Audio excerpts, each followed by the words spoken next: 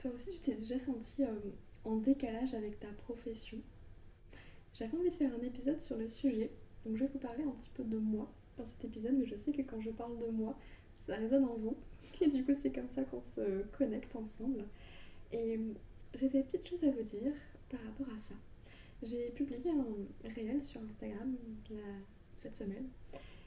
Un réel qui disait t'es psy et tu te reconnais pas du tout dans le cadre rigide de la thérapie, dans le jargon incompréhensible de tes pairs. Et il a suscité pas mal de réactions. Ça vous a beaucoup parlé. Et du coup, je me suis dit, entrons un peu plus dans le sujet et faisons un épisode de podcast entier. Donc pour ceux qui m'écoutent sur YouTube, bienvenue dans ce nouveau décor.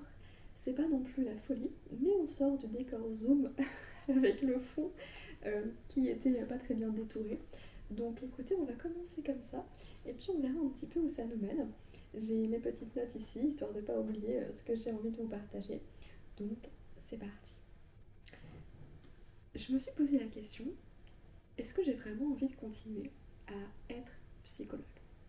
Et ça m'a vraiment questionnée, je vais vous partager ma réflexion, et c'est pour ça que j'ai eu envie de faire cet épisode aussi.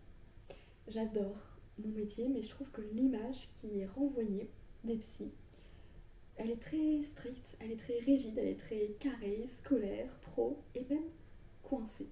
Moi, j'en peux plus de ces psys qui manquent certainement de confiance en eux, qui ont besoin de se rassurer et qui vont utiliser un jargon incompréhensible, que ce soit en discussion avec d'autres psys ou sur LinkedIn, pour faire genre, moi, je sais être en position de supériorité. Ça m'insupporte possible et clairement, je me reconnais pas là-dedans.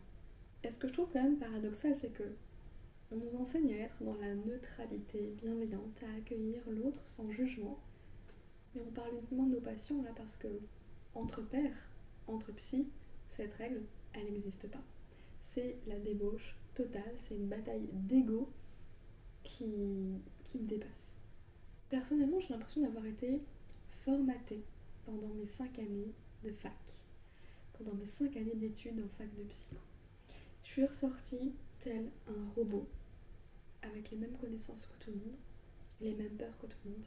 Ok, j'ai la théorie, il me manque la pratique. Gros syndrome de l'imposteur, je fais quoi? Et au-delà de ça, je me suis rendu compte à quel point mes comportements en début de carrière de psychologue, si je peux dire ça comme ça, étaient complètement à l'opposé de qui j'étais. C'était uniquement pour rentrer dans l'image que j'avais du psy pour paraître psy, donc paraître professionnel.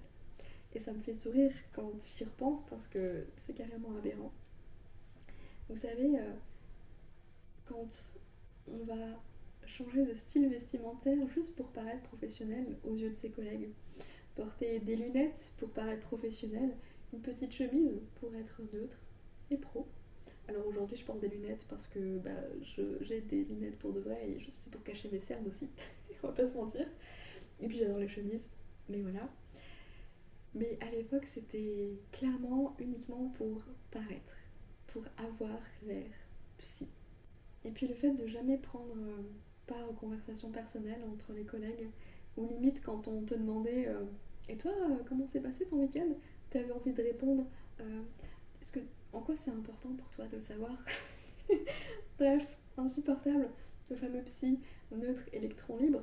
Bref, en gros, la personne coincée qui est dans son coin et qui s'intègre pas, quoi. Je pense pas que discuter avec des collègues, c'est se montrer moins professionnel ou casser une potentielle relation thérapeutique ou que sais-je. Donc franchement, libérons-nous de tout ça. Moi, je m'y reconnaissais pas, je comprenais pas, mais en même temps, tout le monde était comme ça. C'est la seule chose qu'on nous enseignait. Et du coup, j'ai fait comme ça, parce que c'est la seule chose que je connaissais. Et moi, 23 ans, mon diplôme en poche, qui étais-je pour remettre le cadre en question? J'allais surtout pas sortir du cadre, parce que sinon on allait venir toquer à ma porte, reprendre mon diplôme, vous savez, ce fameux syndrome de l'imposteur. Bref, aujourd'hui c'est très drôle tout ça, vu où j'en suis et la façon dont j'exerce, qui peut en irriter certains. Mais j'ai décidé de l'assumer pleinement dans cette vidéo aussi. Donc continuons un petit peu la réflexion ensemble. Pourquoi Pourquoi est-ce qu'on devrait faire 45 minutes, 1 heure et demie de consultation en fonction de nos outils, notre pratique, que sais-je. Pourquoi est-ce qu'on devrait forcément avoir un cabinet? Pourquoi est-ce qu'on devrait vouvoyer nos patients? Pourquoi est-ce qu'on ne devrait jamais répondre aux questions personnelles qui nous sont posées? Si toi t'as envie de faire des séances de 20 minutes sur la plage, si toi t'as envie de faire des thérapies de groupe en mode retraite dans une cabane dans les bois pendant 5 jours, si toi t'as envie de tutoyer tes patients et de prendre un café avec eux, en vrai, pourquoi on pourrait pas? Je pousse le trait volontairement, hein, mais je pense que vous comprenez un petit peu l'idée. C'est pourquoi s'imposer ce cadre rigide quand il ne nous convient plus. Et attention, je ne remets pas en question tout ce que le cadre implique, hein, parce qu'évidemment, ça a une valeur théorique aussi. Mais quand c'est pas aligné avec qui on est juste en train de s'enfermer, et c'est pas aidant, je pense, non plus pour les personnes qu'on accompagne. Donc, oser sortir de cadre pour faire quelque chose qui nous convient pleinement, c'est plutôt pas mal. Tiens, j'ai un petit exemple à vous partager là qui me vient en tête. Il y a quelques années, j'ai commencé à m'intéresser à tout ce qui était oracle, tarot. J'ai adoré ça. Mais à aucun moment je ne l'ai assumé parce que je me disais qu'on ne pouvait pas être psy et être spirituel, dans ce côté un peu perché, parce que ça venait contredire l'aspect scientifique de la psychologie. Du coup, eh bien, je me suis acheté le Dixit. Vous savez, le fameux jeu de société qu'on utilise parfois en psychologie pour avoir un support, un média, pour que les patients puissent raconter un petit peu ce qu'ils voient. Moi, je l'utilisais comme ça, notamment en hypnose aussi, parce que j'osais pas utiliser un oracle qui me plaisait, même si je l'utilise pas à des fins divinatoires, hein, attention, mais juste, je n'assumais pas pleinement, donc on prend des détours, comme ça. Peut-être que ça vous parle, vous m'en direz des nouvelles.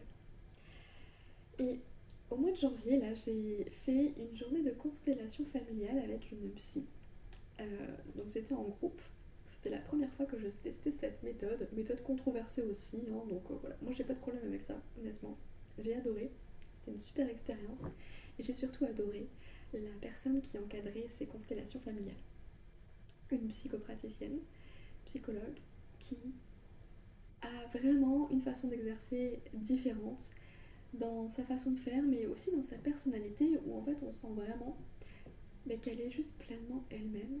Et je trouve ça hyper inspirant parce que justement, c'est comme si elle me donnait l'autorisation implicite de moi aussi oser être moi-même dans toutes les facettes de ma personnalité, qu'elle soit en adéquation avec l'image qu'on se fait d'un psy ou pas du tout.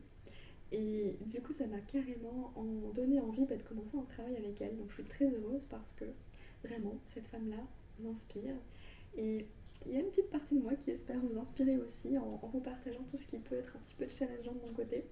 Et j'espère vraiment qu'ensemble, on va oser juste exprimer qui on est dans toutes les facettes de notre personnalité et que ça se ressente dans notre métier aussi. Parce que on n'est pas notre métier. On ne devrait pas se caler notre personnalité sur notre métier. On devrait plutôt faire l'inverse. Enfin, en tout cas, ça c'est mon avis.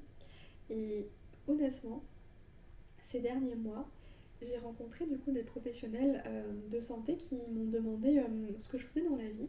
Et à chaque fois, je leur disais juste, je suis psychologue. Et comme c'était des professionnels de santé, ils me demandaient si j'avais une carte à leur donner, puisque du coup, ça pourrait être un bon moyen de rediriger aussi leurs patients et tout. Et là, je me sentais un peu coincée parce que j'étais obligée d'expliquer en fait que oui, j'étais psychologue, mais que je ne faisais plus de consultation. Donc, on me demandait, mais qu'est-ce que je fais du coup? Et j'étais presque gênée d'expliquer. Et donc là, j'utilisais un jargon aussi un petit peu tiré par les cheveux parce que j'osais pas juste dire que je fais des programmes en ligne parce que il y a cette connotation négative. Donc vous voyez, j'ai encore du chemin à faire. Donc j'expliquais que j'accompagnais des groupes sur la perte de poids de manière asynchrone. J'ai envie de me foutre des baffes quand je dis ça. Écoutez, je suis en cheminement aussi et je vous en partagerai tout, toutes les étapes parce que je pense que ça peut être intéressant et vous inspirer, en tout cas je l'espère. Donc je veux tourner autour du pot juste pour dire que en fait je fais des programmes en ligne et je fais plus de consultations quoi. Et c'est là où ça m'a permis aussi de me rendre compte qu'en fait en face il n'y avait pas de jugement, il n'y avait pas de critique, il y avait uniquement de la curiosité et parfois même de l'admiration. Mais c'est incroyable ce que tu fais, etc. Et là ça a permis aussi à une partie de moi de m'apaiser, de me tranquilliser et de me dire ok, c'est pas mal ce que je suis en train de oser l'assumer dans la vie réelle aussi. Parce que c'est une chose de l'assumer sur les réseaux sociaux, mais on est protégé par un écran. Et si on n'a pas envie de lire les retours, on les lit pas. Et du coup, on reste dans sa bulle. C'est une manière de fuir. Et si je vous dis ça, c'est que il n'y a pas longtemps, je me suis questionnée sur l'intérêt de garder cette casquette de psychologue ou plutôt de m'orienter vers la casquette de formatrice. Et je me suis dit que c'était encore une fois un moyen de fuir, ou en tout cas un moyen de ne pas déranger ceux qui n'acceptent pas ma façon d'exercer aujourd'hui. Et j'ai pas envie de ça. Je suis quelqu'un de très conformiste, mais depuis un petit moment, j'ai une part rebelle en moi qui a envie de sortir, de s'exprimer. Comment vous dire que là, j'ai absolument pas envie de me plier à ce que les gens ont en tête. Donc j'ai envie de bousculer un petit peu les préjugés, le cadre, tout ce que les gens imaginent, en espérant que ça puisse vous autoriser aussi implicitement à en faire de même. Donc je vais m'atteler à travailler sur ma façon de me présenter, à ne plus me cacher derrière le titre de juste je suis psychologue, mais vraiment expliquer que j'ai créé une école en ligne pour les thérapeutes et j'ai créé une académie en ligne pour maigrir. C'est chouette en fait, pourquoi ne pas en être fier? Et je vais faire des cartes de visite, voilà, pour justement l'assumer, le partager pleinement. Donc il est temps d'arrêter de se brider, il est temps d'arrêter de se cacher et de s'assumer pleinement tel que l'on est. Vous et moi. Donc vraiment avec cette vidéo, je voulais vous partager un petit peu mon process, mon cheminement. J'adore écrire, je suis très dans l'introspection. Et ce qui nous empêche, j'ai l'impression, de nous autoriser à sortir du cadre, de nous autoriser à être pleinement nous-mêmes, parce qu'on a beau l'être au sein de notre cabinet, avec nos patients, on n'est pas vraiment à l'extérieur, on n'est pas vraiment avec nos collègues. Quand on nous demande, on va être très flou, très vague, parce qu'on n'assume pas vraiment. Donc si vous avez envie d'utiliser des oracles avec vos patients, faites-le. Si vous avez envie d'aller marcher en pleine nature et de faire une séance d'hypnose sur la plage, faites-le. C'est hyper libérateur et c'est aussi une façon de montrer aux autres qu'on peut faire autrement. Et tout comme ces personnes qui m'ont inspiré, chacune à leur manière, sur mon chemin à oser faire autrement aussi, j'espère apporter ma petite pierre à l'édifice. N'hésitez pas à me le dire en commentaire, ça me ferait plaisir de savoir que ça a servi au moins à ça. Et on a tellement peur du jugement, du regard de nos pairs, qu'on s'empêche justement d'oser sortir du cadre parce qu'on se dit, est-ce qu'on va être légitime du coup? Est-ce qu'on va pas perdre en crédibilité? Au-delà de ça, est-ce qu'on a le droit? Est-ce que c'est éthique ce qu'on fait? Au final, si on fait quelque chose avec lequel on n'est pas totalement aligné, est-ce que c'est pas ça la non-éthique quelque part? Et puis on s'auto-censure parce que on a appris à faire comme ça et on n'ose pas changer. On a appris à faire un gâteau avec tel ingrédient et on n'ose pas changer. Alors qu'il pourrait être nettement meilleur. En tout cas, nous convenir nettement davantage que la recette de base. Voilà, donc je me suis sentie pendant longtemps en décalage avec ma pratique, jusqu'au jour où je ferme mon cabinet et j'accepte, en tout cas sur les réseaux, d'exercer autrement. Maintenant, le next step, c'est d'assumer dans la vraie vie. Donc j'ai très envie de vous faire des petites vidéos, plutôt en mode vlog, sur YouTube, pour vous partager un petit peu tout ça. Parce que, je vais pas vous raconter, je vous raconterai ça dans une autre vidéo. Parce que voilà, je pense que c'est comme ça qu'on peut aussi s'élever, grandir ensemble et vous m'en direz des nouvelles. J'espère du fond du cœur que cet épisode aura résonné avec vous, même s'il était très auto-centré.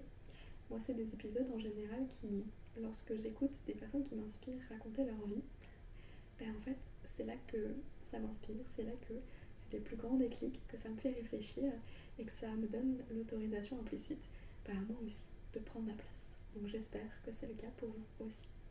Je vous dis à bientôt, prenez soin de vous, à très vite.